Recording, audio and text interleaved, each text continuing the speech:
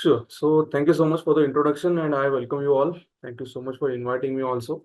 So today's topic is about the geoglyphs of Konkan.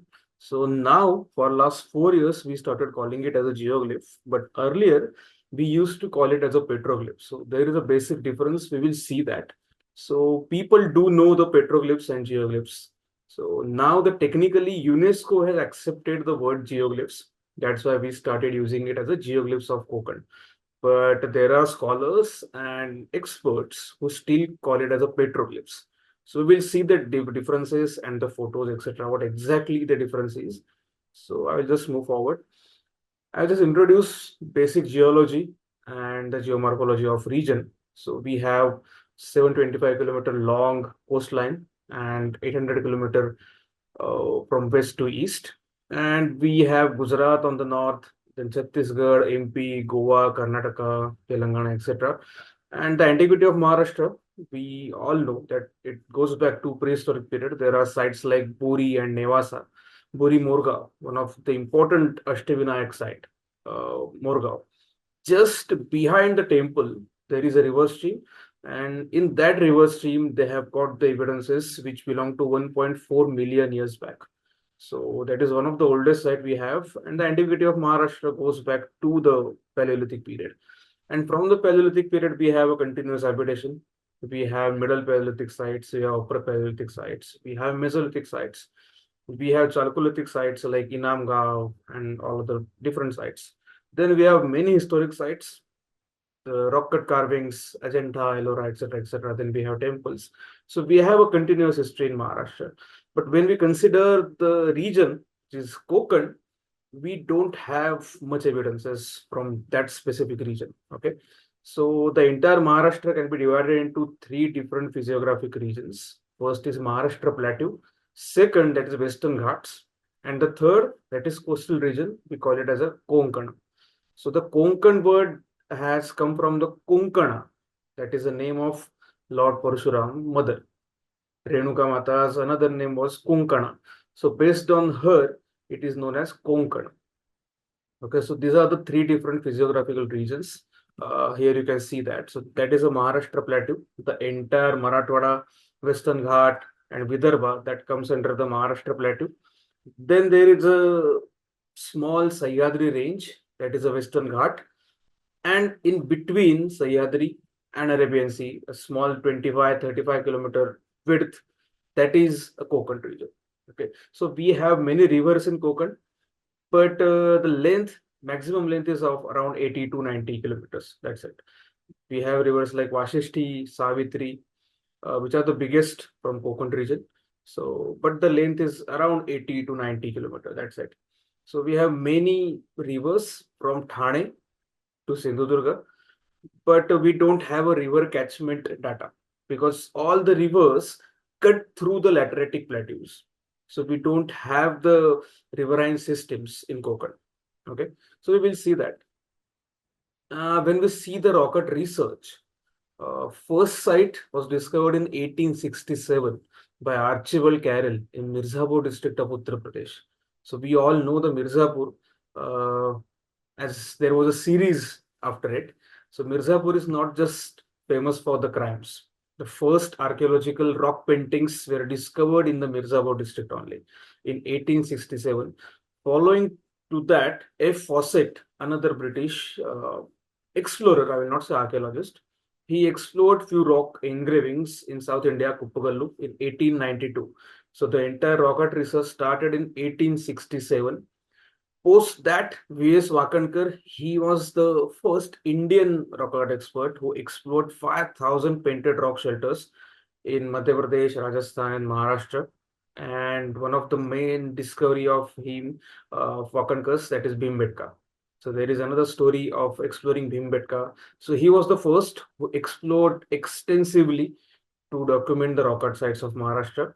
And when we come to Maharashtra, specifically in Maharashtra, Nagbir Hills in Chandrapur, in Yavatmal, in Nagpur district were discovered by a few scholars like Dr. Prabhas Sahu, Dr. Kanti Kumar Pawar, and recently there is my colleague Dr. Sachin Patil, who has been exploring in the Western Ghats.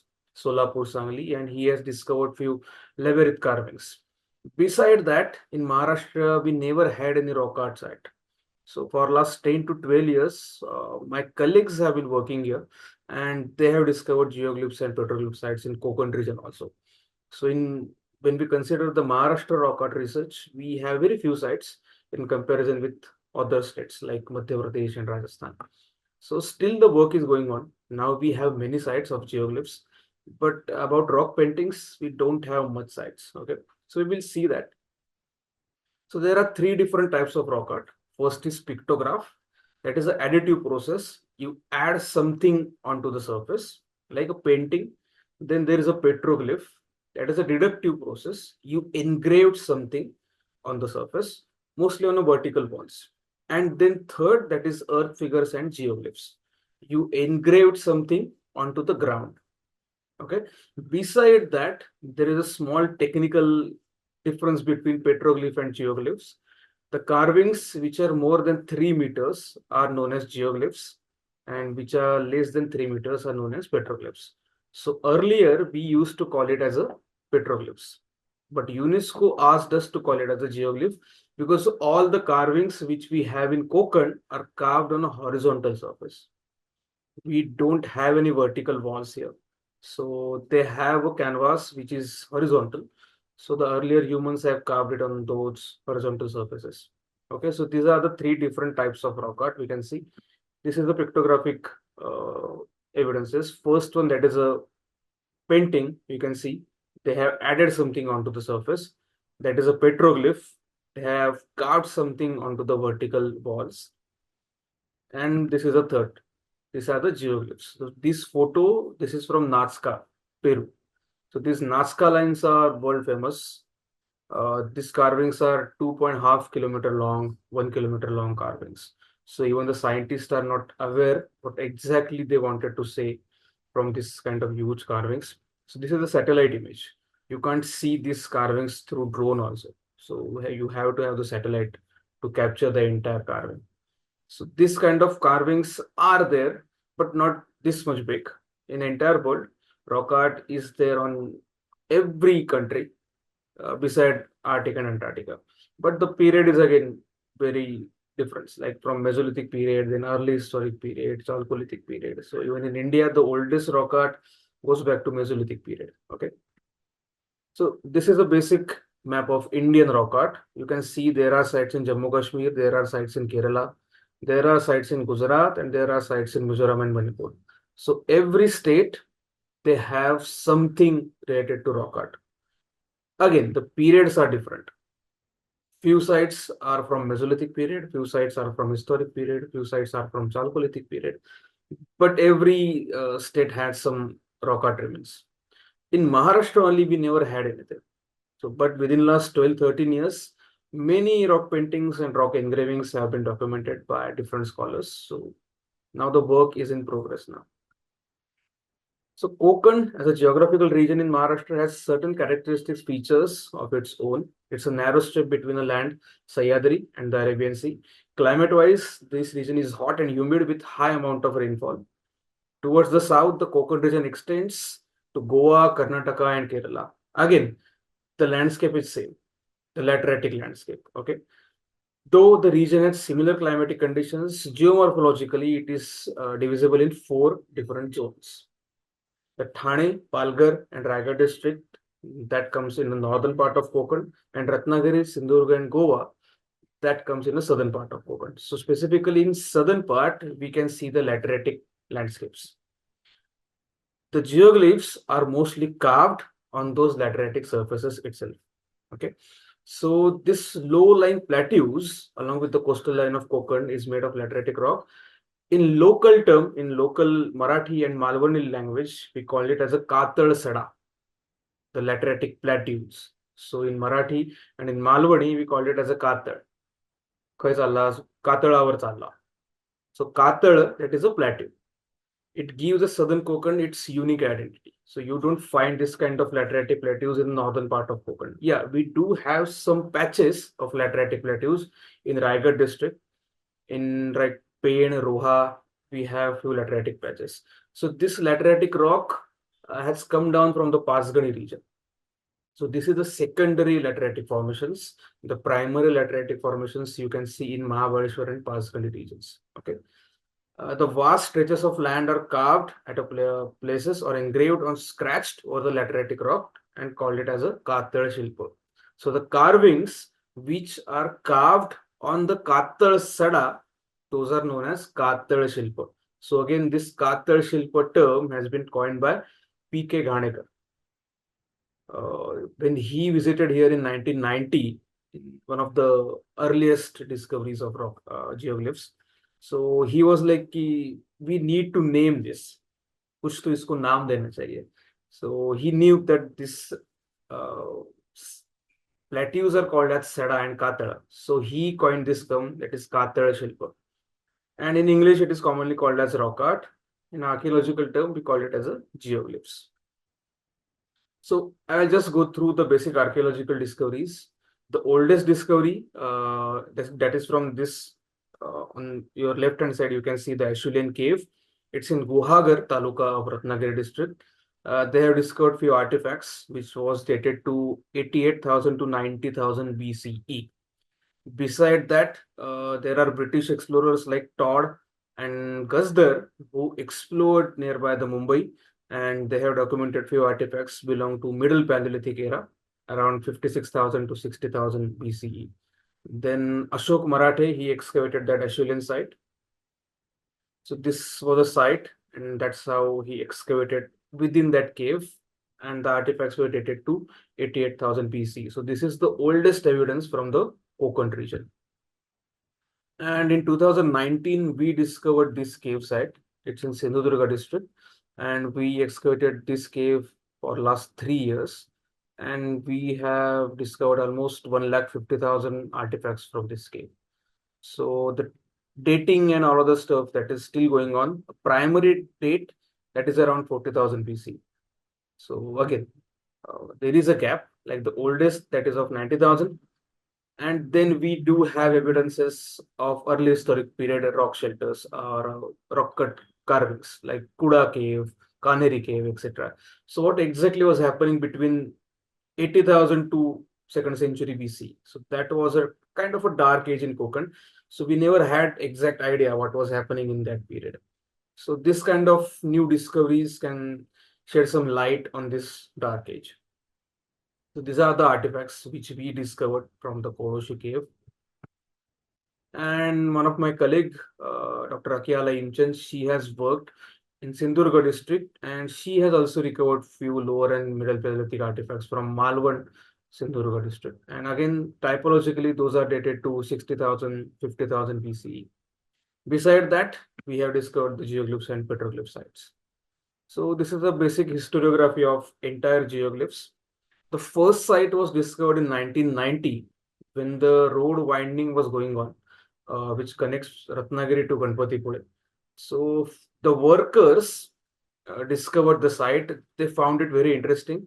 They were very curious what exactly this is. So they notified the contractor notified to the collector, and then collector notified the archaeology department.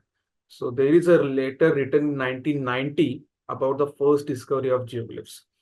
At that time, this is called as geoglyph that was not aware. So they have mentioned kaitari korlela hai. That's it. So that was a letter. Something had carved on the top horizontal surface. And then in 1990, Dr. Daud Dalvi, he wrote a book, Cave Science of Maharashtra, and he mentioned this site in his book first time. Then in 1995, P.K. Ghanekar, he wrote a book, Kokanatil Paryatan, and again he mentioned two more sites in that book. In 2001, Satish Dalit and his brother, they discovered few sites in Sindhurga district. In 2005, Ravindra Lad discovered few sites in Rajapur Tahsil. In 2008, few of my professors, Gokte sir, Pradhan sir, Shirvalkar, they were working in Guhagar district, and they discovered two sites in Guhagar. And in 2013, Dr. Anita Rane Kothare, she discovered two sites in Ratnagiri Tahsil. So till 2013, only 10 sites were discovered. Post to that, my colleagues, Mr. Sudhir Risbur, Dhananjay Marathe, and Dr. Surendra Thakur Desai, they took a mission to discover more geoglyphs. And in 2015, beside the 10 known sites, they discovered a site that is in Rajapur Tahsil named Gowal. And I joined them in 2016-17 through the Directorate of Archaeology and Museums. And then we started working on it, technological aspect, technical aspect, scientific aspect, and now we have 180 sites till today. So in between that, in 2022, 9 sites were nominated for the World Heritage tentative list, and the dossier preparation and all of the stuff that is still going on. And now every week we get a reference for new sites. So now this is also the old PPT 180 sites. 1 month back, now we have 200 sites. So every week we are getting a new site now. So this is a stretch, you can see. The highlighted districts are Ratnagiri, Sindhurga, and Goa. We have discovered 2 sites in Goa also. And recently we discovered 1 site in Mandangarh Tahsil also, which is a northern part of Ratnagiri district. So entire Ratnagiri, Sindhurga, and Goa. So this is a stretch of almost 350 kilometers. So we have discovered all the sites and the documentation process is still going on. Post documentation, we categorized all the geoglyphs, figurative, symbolic, or non-figurative, and other forms. So in figurative, you can see animals, birds, reptiles, aquatic, and human figures. And in symbolic, you can see geometric, and there are relief patterns. Beside that, in other forms, we have Gopadma, two-leg figure, horn shapes, cupels, post holes, etc. So I have many photos of all the geoglyphs. So we'll see that one by one. Animal figures, this is very easy to identify. This is an elephant figure. You can see the trunk, you can see the legs, you can see the ears. Again, interesting thing is that all the animal figures are side on, but the head portion that is from the frontal angle. So that's why you can see 2 ears, not a single ear. But the legs are only 2, not 4, because still the head portion, that is the side angle, and the head has been shown in a frontal way.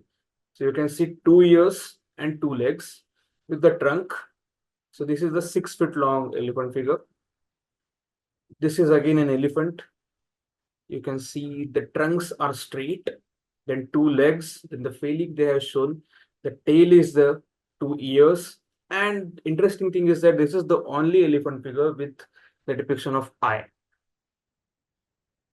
So this is 18 by 12 feet long, exactly the life size elephant figure. So the interesting thing about Konkan geoglyph is the animal figures are either in life size or more than that. We don't have any animal figure which is in a miniature form. And we don't know exactly what is the reason behind this. So this is very interesting. So this is an exactly life size elephant figure. And this is the biggest geoglyph we have. So this is again an elephant. I hope you can understand. So this is a trunk. These are the legs. These are the ears. And within that elephant, they have carved 120 different animal figures. So the next photo, you will understand it better. So I have added a human scale. So this is 6 feet human, that is me. So in comparison with the 6 feet human figure, you can see the size. So this is 48 by 40 feet long elephant figure. So there is a small photo where you can see the ladder and the human standing on the ladder. So that was the first photo we took in 2018. We never had the drone at that time. So we used the utility vehicle. We had a ladder above the utility vehicle. We climbed the ladder and then we took a first shot of that entire elephant. And within that elephant, there are 120 figures carved. So it includes aquatic animals, then geometric figures, many things. So this is the biggest geoglyph, entire single figure. These are the tigers. You can identify that these are the tigers easily. The anatomy matches with the tiger than the leopard. And this is the longest figure we have. So again, the two tigers, they're facing each other. and in between that there is a human figure. So the single tiger from tail to head, that is 24 feet long.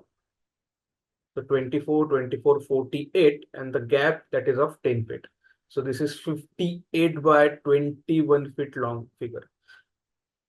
Again, these three figures are totally different. They don't have any connection with each other. Okay. So this is a very controversial figure. Few of the scholars have identified this as a wild boar, and few scholars say this could be hippo. And then you can see the deer figure also. There are evidences of hippopotamus in Maharashtra from Latur district, which was dated to 28,000 to 35,000 BCE. And these are the rhinos. You can again see a single horn, 2 ears, 2 legs, a small tail. And this is the biggest rhino in entire world. So you can see the scale, that is 1 meter scale. This rhino, it's in a motion. You can see the front leg is slightly tilted. His head is in frontal pose. His ears are properly erected. Even his tail is very straight. So it's in motion. It's charging somewhere. Okay. And this is the longest rhino in the entire world. This is 24 by 14 feet long rhino. Single on like this. So again, a comparison with the 6 foot tall human figure, it's the best thing to do. This is very recent finding of single on rhino.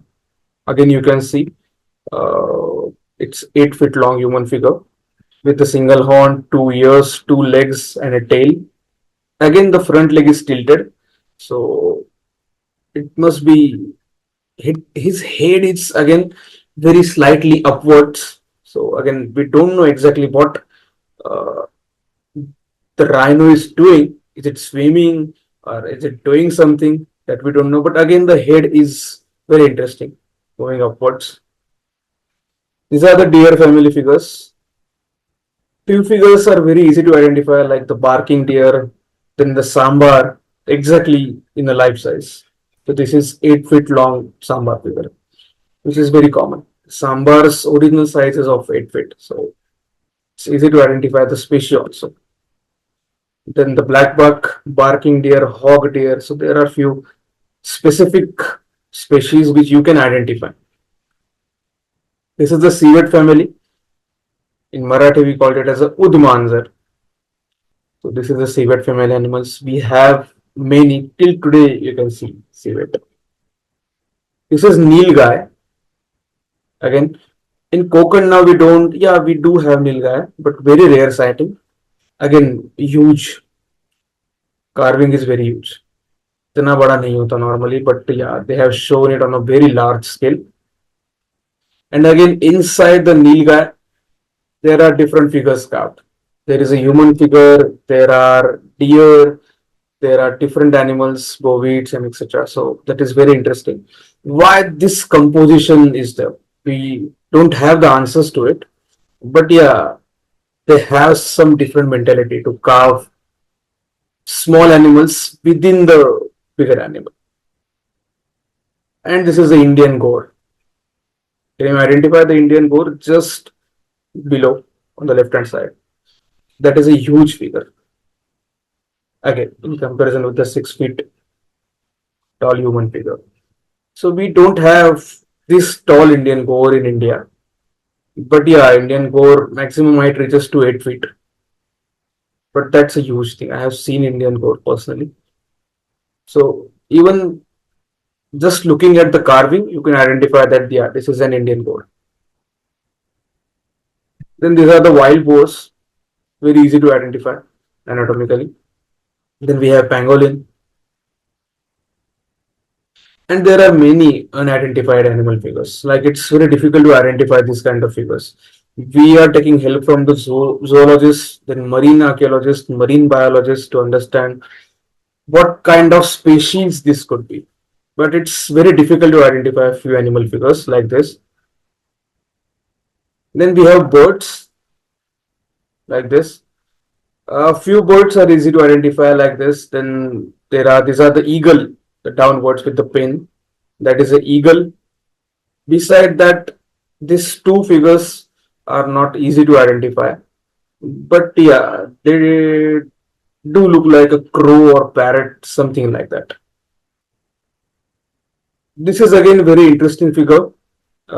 This is again a flightless bird, just like a ostrich, but that is not an ostrich.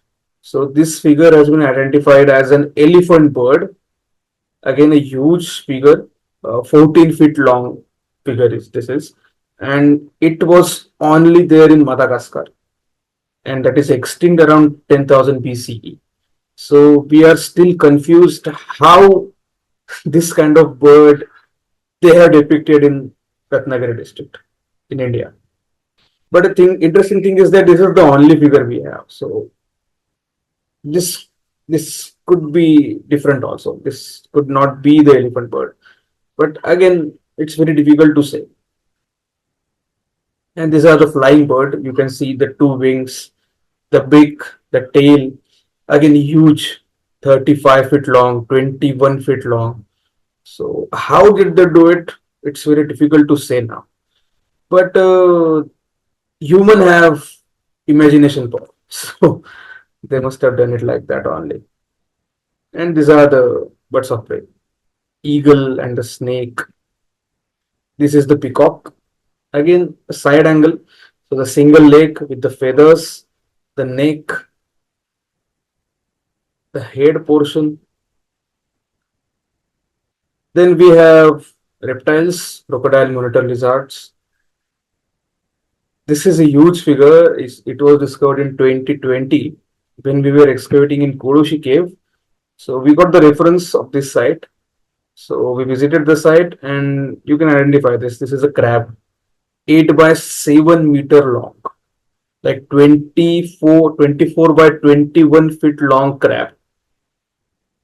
So obviously, इतना बड़ा तो crab था नहीं, but what was the reason behind this kind of huge carving that we don't know. And this is the only figure of crab. Yeah, no, there is another figure of crab recently discovered in Rajapur Tehsil, but that is not this much huge. Then we have aquatic animals, sharks, stingrays, and many more fish like this. So this is a shark, easy to identify. Again, fish with geometric symbols like circles, squares, lines, etc. So this is stingray. Then these are the shark, octopus, and then we have sea turtles also. Then human figures, a lot of variations we can see in human figures like 4 feet to 14 feet long, the head portion, no head to rectangle head, and the variations in hand and feet portions. There are many different variations in human figures you can see. Like the hands are away from the body, closer to the body. Then the head, some figures they have a rectangle head, semicircular head, or oval kind of head, like this. So yeah, this is 14 feet long human figure. Then there are few figures on which human figures on which you can see the lines. So the left upper human figure on that you can see the lines have been carved. Again, we exactly don't know what was the purpose behind those lines, that linear patterns. And this kind of anthropomorphic or zoomorphic figures are also there. So anthropomorph is like not exactly a human figure, but something like human. So we call it as an anthropomorph, like this. But the head portion is again of an animal. So sometimes we call it as a zoomorph or else anthropomorph. Again, a huge 24 feet long figure. Again, so if you can see the scale, that is of 1 meter. So this is a 5 meter long, 16 feet or 18 feet long figure. You can see the toes, you can see the fingers. Fingers are only 3, and the toes are only 4. That is again very interesting. Wherever they have shown the toes and fingers, they are either in 3 and 4, never 5, never. Then we have many symbolic geoglyphs, geometric and square relief patterns like this: circles, lines, rectangles. And this is very interesting. We call it as a square relief pattern. We have documented 20 plus sites in Ratnagiri and Sindhudurga district. Uh, Based on the pattern, earlier scholars used to call it as a sapada. Sap means snake.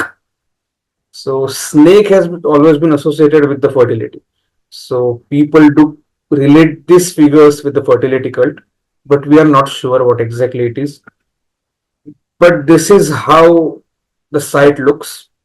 Then we start with the cleaning process, and then it does look like this. So this is a square relief pattern. They have given the relief by carving out and scraping out the outer portion. So that's why we called it as a square relief pattern. So again, this is a huge carving, 6.5 by 6.5 meter.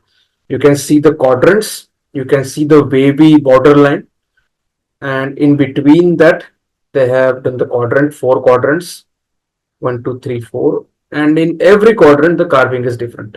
They have used the pattern same, like the lines and etc., but the carving is different. This is very interesting. We don't know what exactly they wanted to say out of it. Like, it's easy to identify the figures like animals, humans, and aquatic, but this is very symbolic. So we need to find something with we can correlate this. But in the entire India, we don't have this kind of carving. So it's very difficult to say what exactly they wanted to say from this. But yeah, the work is still going on. And the depth, the maximum depth of this kind of carving reaches to 3.5 inch. That is again very interesting. So this was the first site in 1990, which was documented. It's on the Newly Fata. And this is the biggest square relief pattern, 11 by 12 meter long, like 33 by 36 feet. So why did they invest this much of energy and time in carving this kind of thing? So that is our main question. Again, pattern is same, borderline, then there are 4 quadrants. So we don't know the answers now. But yeah, we are still working on it.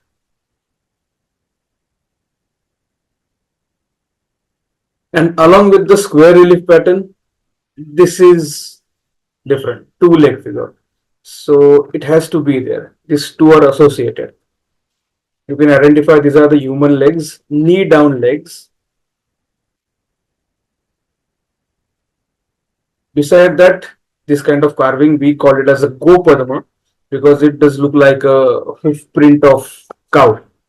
Go and Padma. Go is cow and Padma, that is a legs. So these are from the Ratnagiri district and these are from the Sindhudurga district.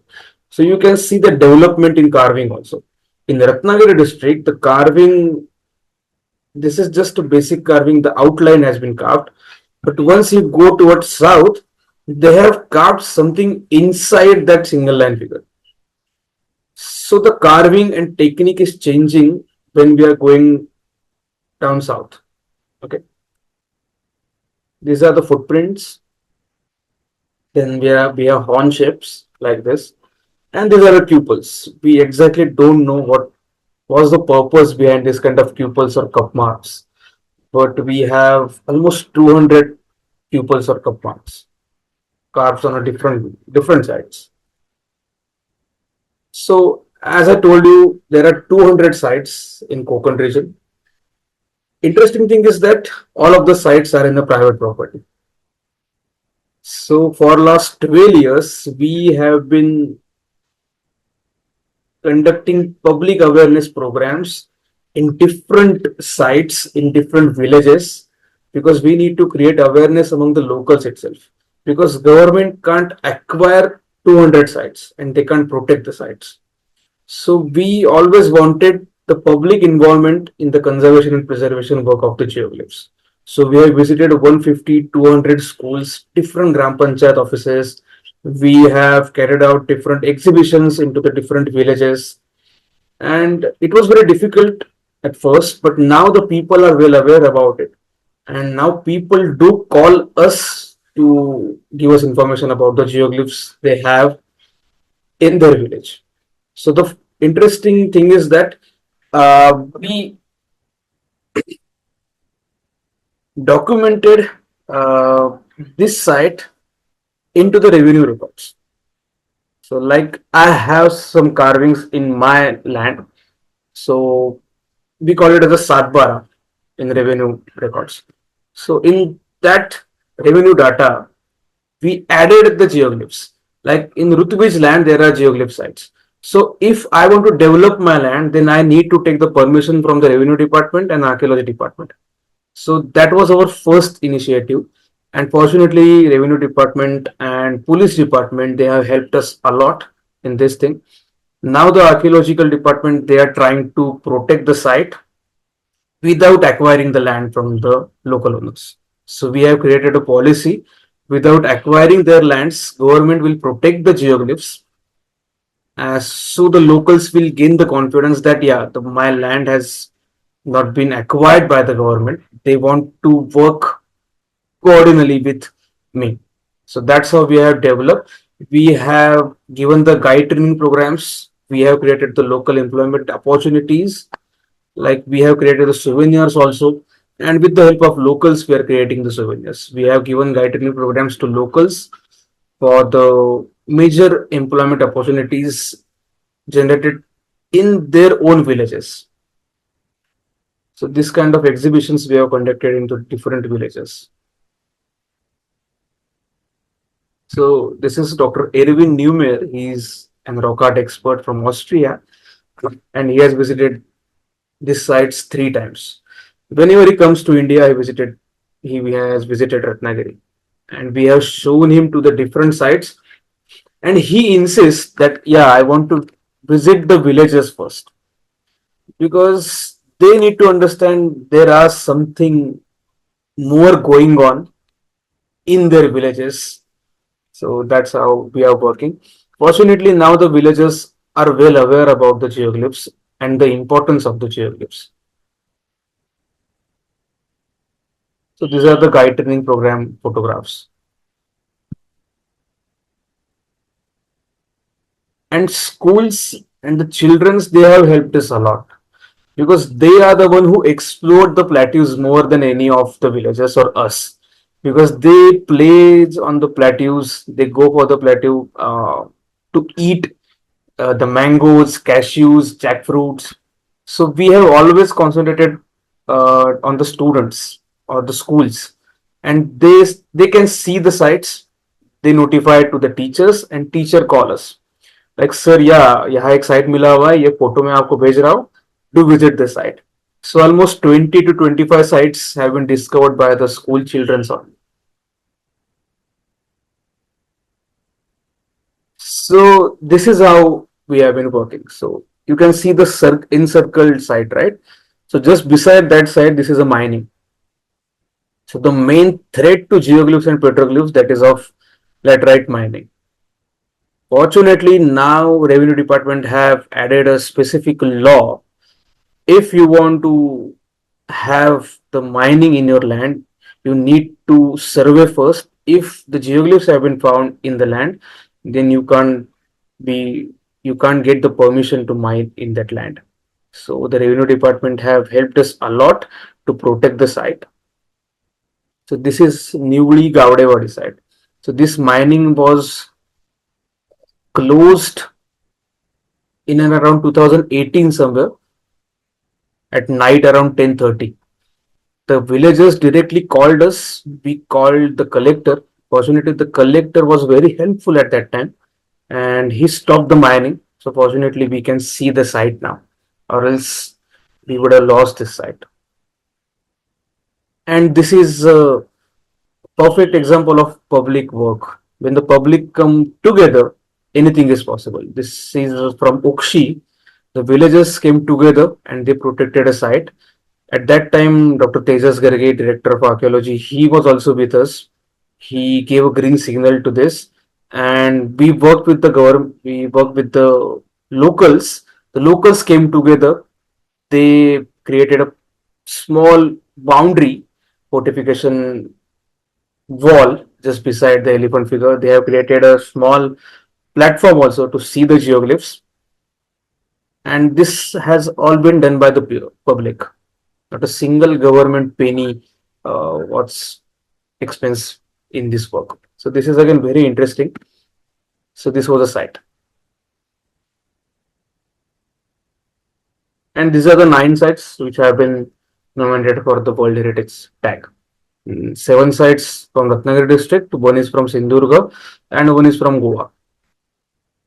In 2023, Department of Science and Technology, they initiated a project that declared this entire work as a national importance, and they initiated a project of digital documentation of geoglyphs. And we were working with IIT Madras, IIT Hyderabad, ZNU, and our own NGO Nisarga Gayatri Samstha. So now the digital documentation process is still going on.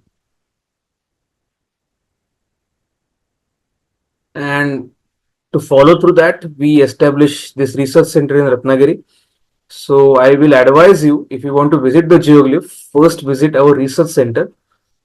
We will give you the basic knowledge of the geoglyphs and entire heritage of Konkan. We will connect you with the locals, then you can visit the geoglyphs. And beside that, we are doing the archaeological surveys also. We have got 50,000 artifacts from different geoglyph sites.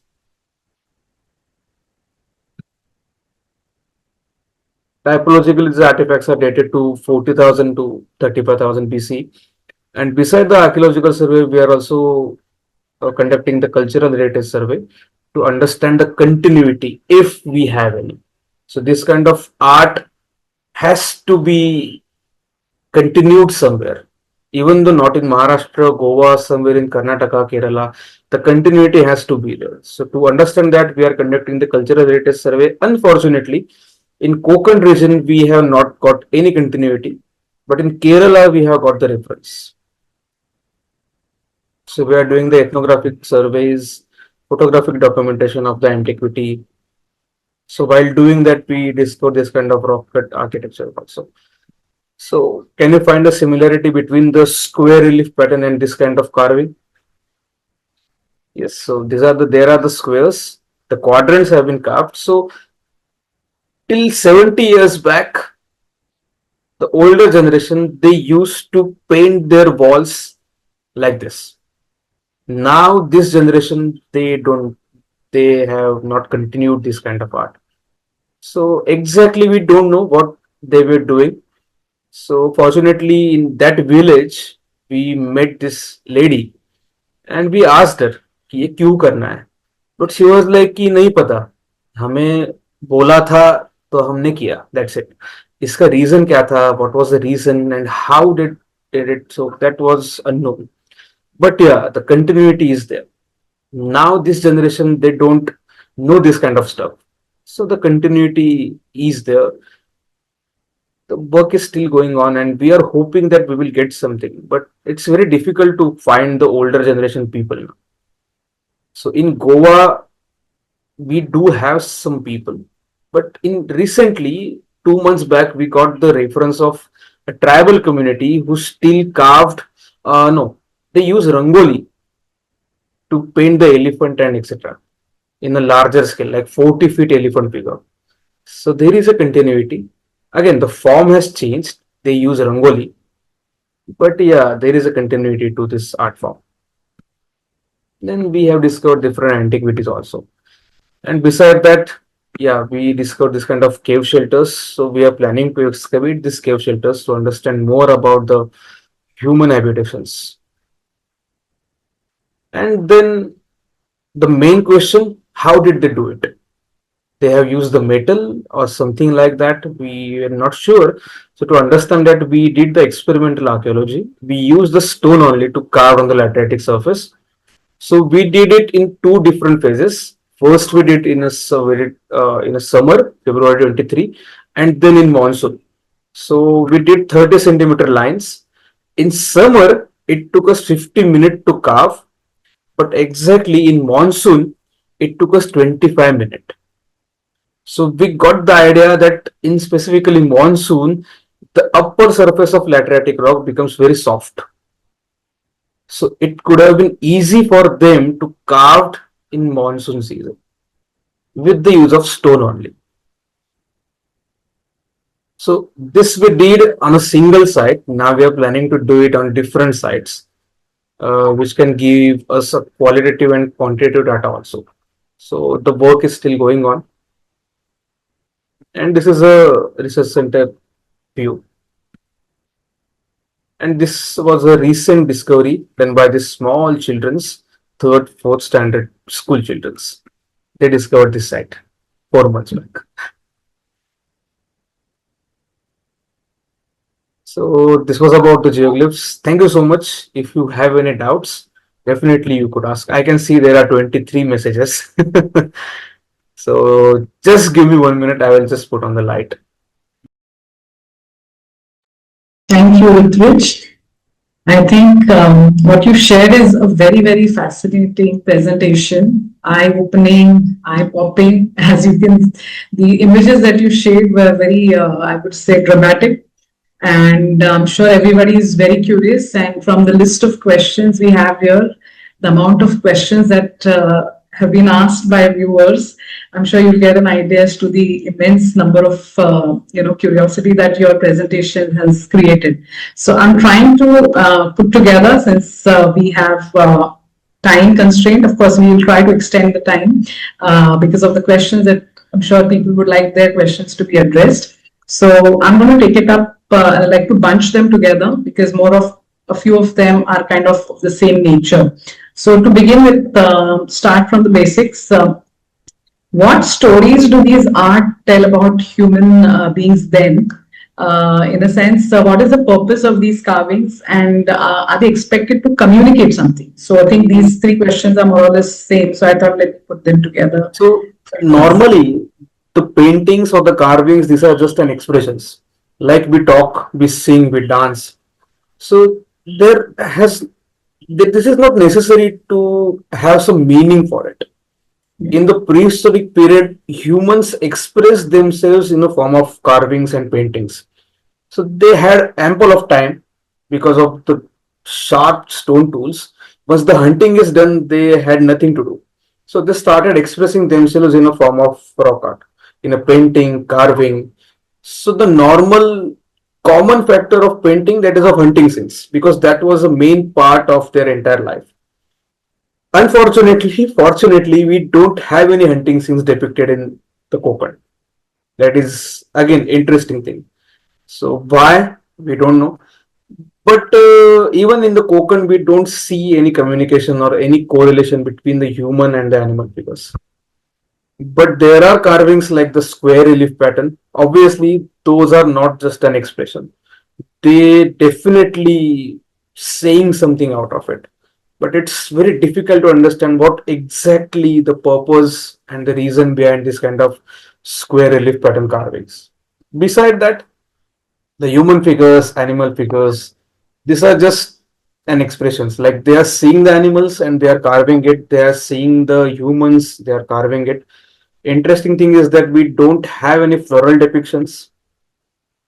We don't have any domesticated animal figures. That is again very interesting, and that can shed a light onto the dating of the geoglyphs, because the domestication began with the agricultural things. So we don't have any domesticated animal figures, indicates that this carving could belong to pre-agrarian society. Yeah. So that was a question one of our viewers had. They seem to be belonging to the same time frame. So is that true, or are they relatively close to each other? Those specifically from Konkan. Normally, after documenting everything, we have reached till Karnataka, and as I said, as we are going towards south, you can see the domesticated animal figures. You can see the carvings are getting miniature in form.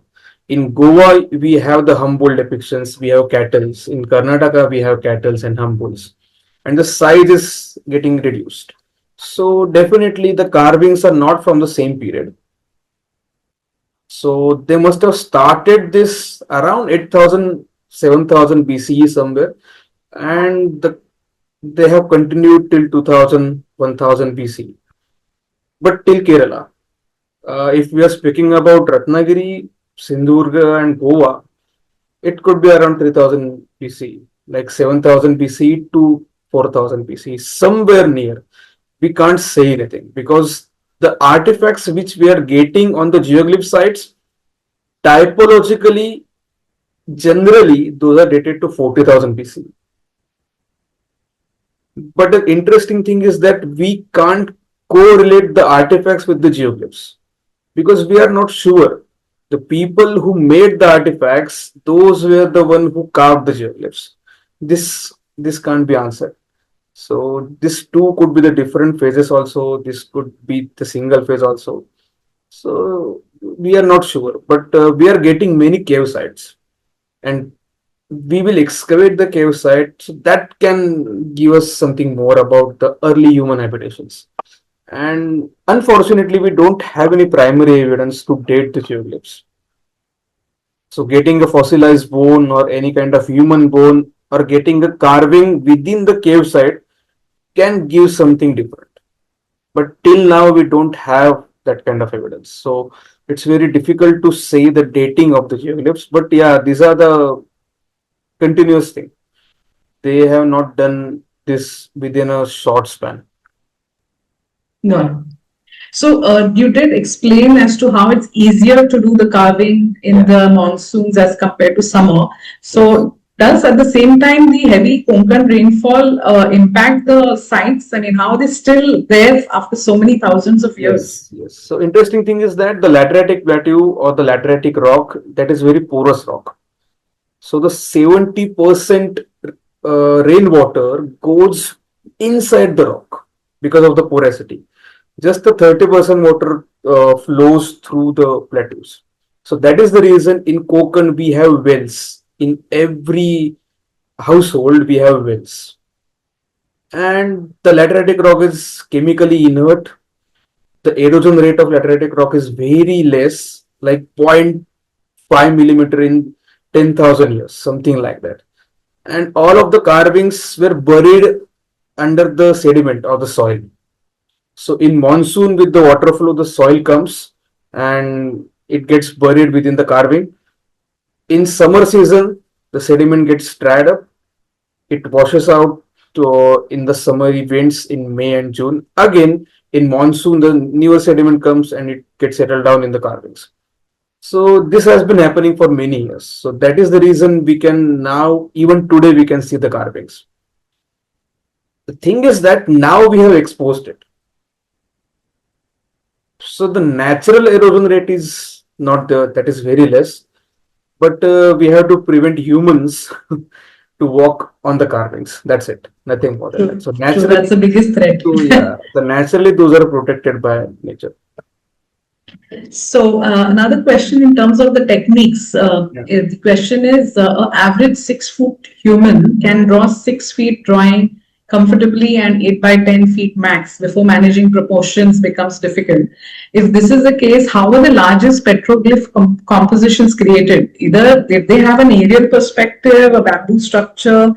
I mean, how do you think all this was done, given the precise proportion, symmetry, and Thing is angles? that even today, have you seen a Sanskar Bharati Rangoli?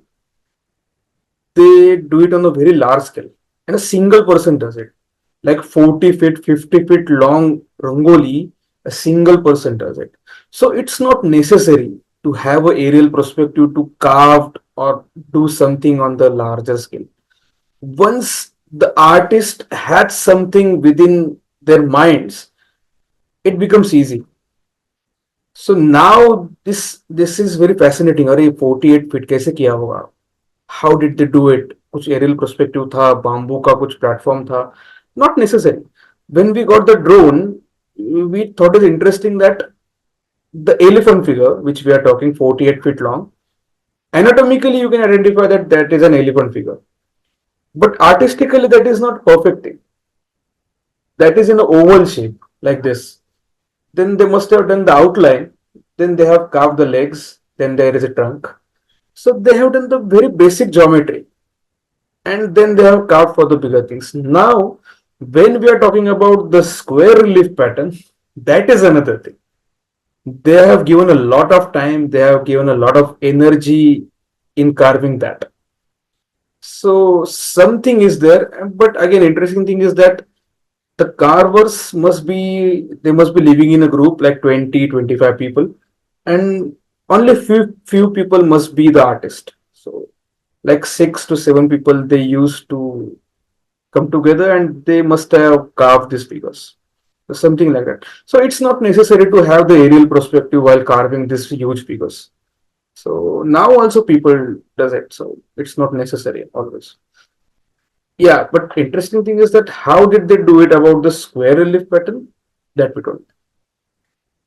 Got it. Symmetry is definitely there. A lot of Yeah, symmetry there. true, true. And any reason, Mr. Curious, they have, as you mentioned rightly, they're nothing small. They either the size of the animal or they're bigger. So this is again Any, very interesting. This is a very psychological thing. When you yeah, fear something, you see it on a larger scale. That's it. And as you get away from that fear, you start carving it in a miniature form. That's it. So, have you seen the movie It, the Joker movie? It. So they have the same concept. So when you fear something, you see it on a larger scale. So that's what make these carvings a primary one or the older one. So again, the cognitive work and behavioral archaeological thing, the work is still going on. But yeah, this is a very basic reason. Even in Bhimbetka, in other part of India, they have shown a wild boar more than human, like 6 feet long wild boar, and a human is like only 2 feet long. So it's not necessary. That is again very interesting because those humans were not sure that they can hunt down the wild boar. So that's why they have shown it on a larger scale. Same thing is here with the elephant and the tiger or the rhino, because they thought कि yeah, this is a big animal. ये कुछ ज्यादा ही बड़ा है, इसका कुछ कर नहीं सकते हम लोग. So ये राजा है. This is a king. So that's why they have shown the smaller animals within the elephant figure. true. So this is again a human psychological thing. So, but this Awesome. is very interesting to look at. So now we Yeah, are working with some psychologists also, some cognitive archaeologists also. But it's yeah, difficult to get the answers now because we have to document every geoglyph, like Karnataka geoglyphs, Kerala geoglyphs, to right. understand the entire phenomena of the carving. Yeah, yeah, kind of have a big picture to the whole research. So there are some more and there's still more popping up. So bear with me. How would they have known of the precise spot of the electromagnetic properties of the rock? Is that something just covered? I'm not too sure. It's something which is related to There your. is one site in Rajapur Tehsil, Devache Kotne. So you can see the magnetic anomaly there. The compass doesn't work. Every compass shows a different north side. So we are not Mm, sure what exactly the reason behind that. And our Dr. Surendra Thakur Desai, my colleague, he is working. His students are working on it. So we are not sure what exactly the reason behind this small magnetic anomaly in that region. But yeah, uh, in lateritic rock, the main content is iron. The main mineral is iron. That's why the color is red. So because of that, the magnetic deflection is very common. But yeah, it's very interesting to find the geoglyphs within that range. So that is a coincidence. The carvers or the artists, they had no idea that there is a magnetic deflection and let just carved on that deflection only. So that is just a coincidence. And got it. recently there is another site in Devgarh Tehsil with the Okay, same magnetic anomaly. got it. So another question is it necessary there were inhabitants only to that region, or is it they came from somewhere else in the country or some other region? Very, Because very difficult to say. very See, difficult to say. got it. Yeah, the human have migrated, that is for sure. And Mm. as we are doing our work, our theory is they have migrated towards south,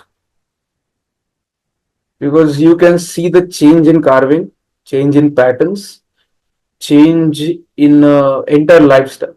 So when you see the carvings in Kerala, the miniature form is also coming. Beside that, they have shown the headgear, they have shown the hunting depictions, the domesticated animal figures are also there.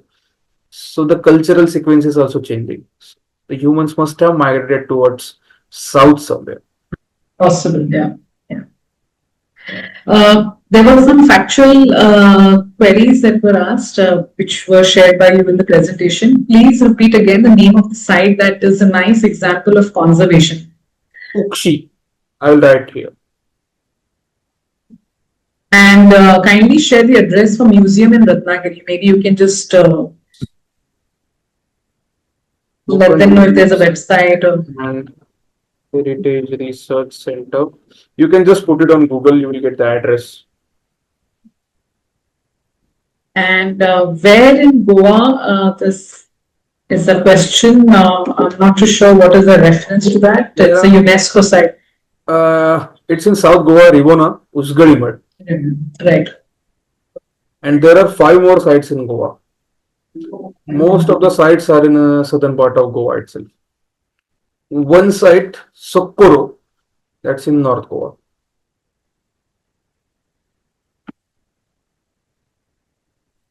We don't know the reason behind 3 fingers and 2 toes depiction. Obviously, there has to be some sacrificial thing, because in sacrifice, humans first sacrifice their fingers. So again, that could be shamanism also, shamanic practices. Carbon datable material, no, it's difficult to find any carbon related material here. That is the reason we are excavating a cave site. We are hoping to get some organic material in that excavation. But again, a lateritic soil or sediment is very acidic. So we are not sure that we will get something. What if a geoglyph told or indicated to look somewhere and we found carbon datable material? So, what about the carvings which has magnetic properties? That is a human figure that is known as Ravana, 7 feet long human figure. Now the people have added a small mythological story to it. But fortunately, because of that story, the site is well protected. So we are happy. Are the geolocations documented in any? No, we have not uploaded the locations on any platform. As I said, I request you to visit the Ratnagiri Research Center first. We will connect you with the locals. There has to be some system for visiting a site. So the tourist should not go there on a site by himself. It should go through the chain. So the locals will get benefited in the tourism. So that is the reason we have given guide training programs to the locals. They will guide you to the site. They will give you the information and they will do everything, whatever you need. So that's how you should increase the sustainable tourism. Mine will, yes. What about Saputara side? No, we don't have any site in Saputara. So a few questions I had as I was, listening to you. Yes. Some of these, is there any evidence suggesting that these geoglyphs were symbolic, ritualistic, territorial markers, or something like that? Only the square relief pattern, that could be some ritualistic carvings. Because those are definitely not just an expressions. There has to be some meaning to it. It could be cultural, it could be ritual, it could be anything. But something has to be there. But difficult to say what exactly it is. Ritual, cultural, it could be anything. But we have not got any connection. Just a basic hypothesis. That's it. Got it. Since we are all about creating heritage awareness, how do you balance the need for public awareness and access? Because there's a risk of damage to such, fragile archaeological sites. So Especially now the threat is more about humans than ecological, reasons. exactly that is the reason we want local to get involved in this, because government won't be able to protect all the sites, even though they will declared as a state protected monument. The locals are the one who will look after it. So that is the reason we have always involved the locals to protect the site. Fortunately, now they are very much involved and they want to protect the site. So it took us a lot of time. It's like we have been doing the awareness programs for last, I am doing for last 9 years. Before that, my colleagues for 3 to 4 more years. So 13 years we are working in the awareness programs. So now the people are well aware and now they want to protect the site. And the people started coming, the tourists started visiting the site. So the locals also got interested. यार मेरे गांव में कोई तो लोग आते हैं, ये गाड़ियां आती है, रुकते हैं, वो देखते हैं, किसके लिए आते हैं वो? अरे वो प्लेट्यू पे कुछ तो है ना, उसको देखने के लिए आते हैं. So that's how the people got interested in those carvings. Earlier, some people knew, अरे हाँ कुछ तो है, प्लेट्यू पे कार्विंग कुछ तो किया हुआ है, क्या है पता नहीं. वो उसका इम्पोर्टेंस क्या है, what exactly the meaning of it, उसका क्या हो सकता है. So that was our main motto when we went for the awareness programs. ये सब बताना, that was our main thing. कि otherwise they are not getting anything from those barren lands. Very true. Plateaus are known as the barren lands. In revenue records, they are documented as a barren lands. So they are not getting anything out of those lands. So if the sustainable tourism is in process, they will definitely get something. Obviously, it will take some time. Tourism is not like that कि आज world heritage का tag मिला और कल से tourism start हुआ. ऐसे तो नहीं होता. It will take some time obviously, but that patience is necessary. So So, yeah, in fact, from the answers and the curiosity, many of them already want to visit all the sites that you have shared, and they are yes, urging Khaki to organize a trip. yeah, you can organize obviously. Yeah. So let's hope we can work out something, because this is definitely a very interesting topic, which everybody has, got into depth with. A couple of more questions before we wrap up. So, what are the most, I would say, unanswered questions so far that future research might address? Um, We don't know. We literally don't know. But we have got a drone 2 years back, and that has given us a different perspective to look at the site. So the documentation, digital documentation is going on, and that has given us something different. So the academic work is going on. Beside that, we are again working with the public archaeology. We are working with the state archaeology department. Fortunately, Tejas sir has been very helpful in protecting and conserving the site. Then the now UNESCO has involved the tentative list, the dossier preparation, and all of the stuff that is going on. Even the ASI is now wants to protect the site. So we are working on many different levels. We are creating souvenirs also with the help of locals because they should get benefited out of these things. So we have identified the Mahila Bachat Gat from the different villages and we are collaborating with them for the different souvenirs and different kind of guide trainings and everything. So it's taking a lot of time to work. But yeah, we are working on it. And if you want to contribute, you are welcome here anytime to work with us. Yeah, I know some of them are eager to contribute, and they can reach out to Rutwij. And Rutwij, if you can just drop in your email, I think that would be great yeah, because we are working through our NGO, Nisarga Yatri Samstha. So if you want to donate something, you can donate to our NGO also financially. That is the most important thing because we are not paid workers. We are working. We are making it out of our pocket only. So that is another thing. Yeah, it's just your passion for the Yeah. subject that you Unfortunately, actually. my passion and my profession is archaeology only. So it's very Thank difficult you. now. Samstha is online. We are working for the website, but we are active on Facebook and Instagram.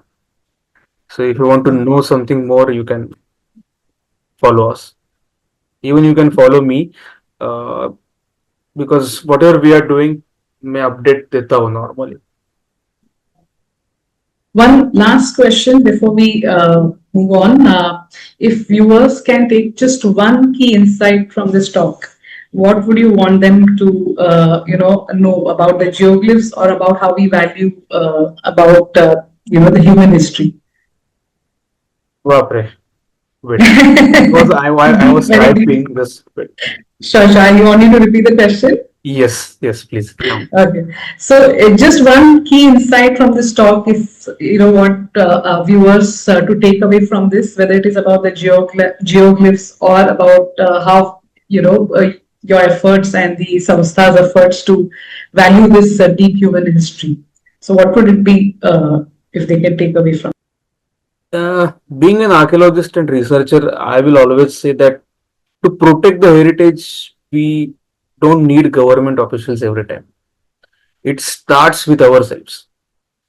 And being an academic and researcher and a common people of India, that's our work to literate the locals about the heritage, because those are the one who will protect the heritage.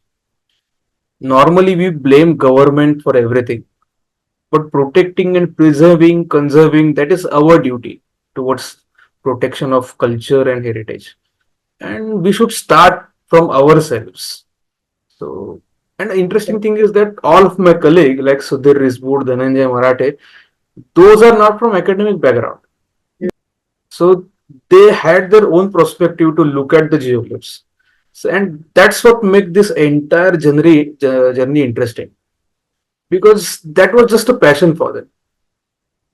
Not being from the academic background, they wanted to protect it, and then they just got involved. I got involved, and now we are the researchers and academics people. Now we want to protect it. So that's what I got to learn. That if you want to protect anything, the government is not the answer every time. We should start it from ourselves. We should literate ourselves first about our heritage and culture, then the different people. So that's how the conservation and preservation goes. That's it. That is a key outtake from this entire. Very well said. And that's exactly the reason why we're trying to mobilize community who Yeah. believes in this fact. So start with yourself and then expect any support from others. Great. There are quick in contact information that people are looking at your Insta handle, and also if any publication that is available. Yes, we do have a small booklet, not in a digital format. We have it in our research center. So Okay. I request you. Is it uploaded on your website? No, the website is still under process. Okay. So But if you can share your Instagram handle. Yes. I have shared it. Nisarga Yatri Okay. and Rutwij Apte. So you can follow both. Sorry, say that again. Nisarga Yatri Samstha and Okay. Rutwij Apte. Normally, Okay, these are your Instagram yeah, handles. normally the NGO's work is in Marathi, because that page is for the locals. So the locals should understand more. So we write it in Marathi, but you can translate it in English. That is using Google Translation. Thank you so much, Rutwij. I think it's been a delightful just listening to you. I'm sure all the viewers here have been stuck through not just your presentation, all the question and answers. Fantastic insights shared by you. Thanks to all the research that you've been doing. You're the heritage warriors, actually, if I may say so, who've been doing great work very quietly, very, silently in the background. And definitely, you need all the support that you can get, and I wish you get that in the future, more so than in the past. Thank you so much, and thank you viewers for being so kind enough to share your curious questions. We've enjoyed the presentation even more because of your questions as well. Thank you. Thank you. Thank you. Thank you, Rutwij. Yes.